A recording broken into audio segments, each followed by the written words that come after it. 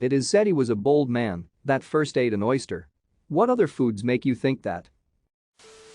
Fugu, http://time.com/times/specials/article/0288041967235_1972338_196722700.html. Properly prepared, it's a delicacy. But if the chef makes even a slight error, it means hospitalization or death. WHO the hell figured out how to prepare that the right way. And at what cost? Who the fuck thought of eating a sea urchin? Wow, that's a spiky motherfucker. Wonder if I can eat it? Artichokes, even the cultivated ones, are more than half woody, fibrous material that you need to cook and cut away to get at the delicious center. There's some food that you have to cook to make it edible, otherwise it's poisonous. I forget what it is. Hackerel, fermented Greenland shark. How does one figure out to let it ferment to reduce the ammonia content and then air dry it to make it edible? Probably different kinds of berries. A man eats one and then dies, they scratch it out. Another man eats one and lives, they add it to all their recipes. Cheese. Whoops, totally forgot that milk. Wonder if it's still good? Doesn't smell like I should try it, but hey, you never know. My grandpa used to go mushroom picking. He would fry up unfamiliar mushrooms and feed them to his wife and mother-in-law before eating them himself. Seaweed. Who thought, oh hey, there's all this slimy green lettuce growing near the shore. I'm gonna go for a dive and get some. Mushrooms, first of all, because they're part of the decomposition process. With anything else, we wait until something has fully decomposed, turned into nutrient-rich soil, and then been absorbed into a plant and possibly fed to an animal. Humans have a natural aversion to waste, and decomposition and mushrooms are a massive exception to that rule. Then there's the fact that knowing nothing about mushrooms, you'd have such mixed results. Some would cause a slow and agonizing death, and then someone would have to roll the dice on trying the next variety you come across. Honey. So there are these bees, right? They stung me good, but when I chew a bit of their vomit. You. The first alcoholic beverages, someone left something to rot, was desperate enough to drink it, and drank enough to get buzzed, and went, hey, this makes me feel pretty good. The first person that milked a cow. You know what? I'm gonna grab and stroke that cow's udder just to see what happens. He was a hungry man who first ate. That's how it happened every time. Tomatoes, because everyone thought they were poisonous, so the first person to actually try one was pretty bold. Durian. It has a thick spiky skin, fruit has the consistency of rotted meat, and smells like unwashed gym socks used by 100 different people. Milk. Who looked at a cow udder and said, I think I'll just drink whatever comes out these things when I squeeze them. Geoduck. Star nastiest thing ever, to even see someone else eat. Squirts in your face and the whole nine. I'm interested in people's favorite oyster mignonettes and dressings. Give them to me. I've always done a ton of classics, plus granitas and brunoise type things, but I always need more ideas because oyster season is much longer than it seems when you're in it. Foie gras. Who first was like, if we force feed this goose and lock it in a box, I bet the liver will be delightful. I guarantee you beer was discovered by some guy daring his friend to drink some stored container of grains that had accidentally gotten water in it.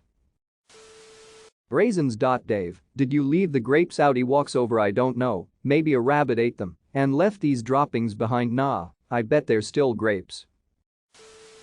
How the almond got domesticated is a heck of a mystery. Wild almonds have cyanide in them, probably not enough to kill an adult human, but definitely enough that they're bitter and unpalatable. From user Jewish Space Laser on Twitter, can't stop thinking about people that first ate mushrooms they found and just had to go through trial and error of like, this one tastes like beef, this one killed Brian immediately, and this one makes you see God for a week. I know this one isn't as interesting, but I always think of oranges. I imagine the outside peel tastes gross, and even peeling it makes your eyes hurt. Who thought of peeling it? Who bothered to try after that nasty tinkling taste of the peel? Reminds me of something. The reason that people threw tomatoes back in the day was because they believed them to be poisonous. They were trying to kill bad actors. One day, a young guy announced to his town that he would eat a tomato to kill himself. Having nothing better to do, the town watched as he bit into it. A couple hours later, people started to realize that he had survived. That's the reason we know tomatoes aren't poisonous. Definitely milk. Imagine the poor guy that had to explain to his neighbor why he was pulling the cow's udders. Do winkles fall into the light category? I never see much mention of them. Maybe it's a locale issue. They're great eating, slow going but fantastic with a table of friends. Just boil or steam them and all dig into a huge bowl. They also go really well if you want to present something a bit smarter and extract them from their shells.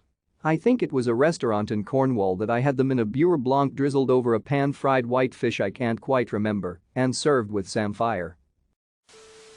Pickled pig's feet. Who the hell, 1, decided that part was important enough to preserve long-term, and 2, decided to pull one out of the bottle and eat it? Milk. I mean. What sick bastard decided to try it on a goat, cow, etc.? Hey, that looks interesting. I'm going to grab and yank on it. Honey. Who looked at a beehive and thought, I'll bet those angry little bastards are hiding something awesome in there? I don't know, but I often wonder what the first person to milk a cow thought he was doing before the milk came out. Mushrooms. Hey, you know that thing that we've only ever seen grow out of shit and dead stuff? I wonder what they taste like. Oh. Dirt.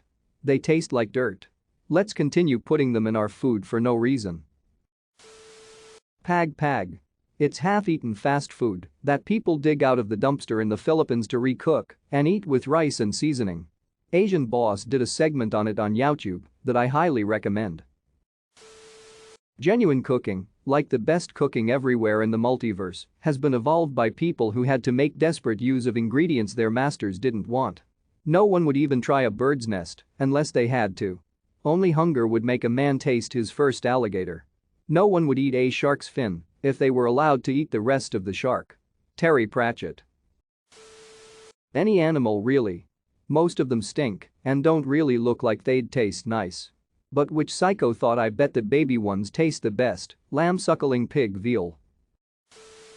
I think about early drug development, like with ayahuasca. The story is that the plant gods gave us the recipe, but it's probably more like someone experimented over a long period of time, and all along the way someone had to try it out until it got dialed in. Imagine all the pseudo ayahuasca that gave some people some weird ass trips. Coffee. Who thought to pick the cherries, peel them, dry them, roast them, grind them up, and soak them in water and drink it? I didn't understand a lot about this sort of topic until I watched the show alone. The people on that show will eat all sorts of stuff I wouldn't even consider edible, because towards the end of each season, it typically becomes less about who can survive and more about who can starve the longest without being medically disqualified. Acorns. How did anyone figure out that they need to be pulverized then blanched 3 times to remove the tannins? And any really stinky cheese?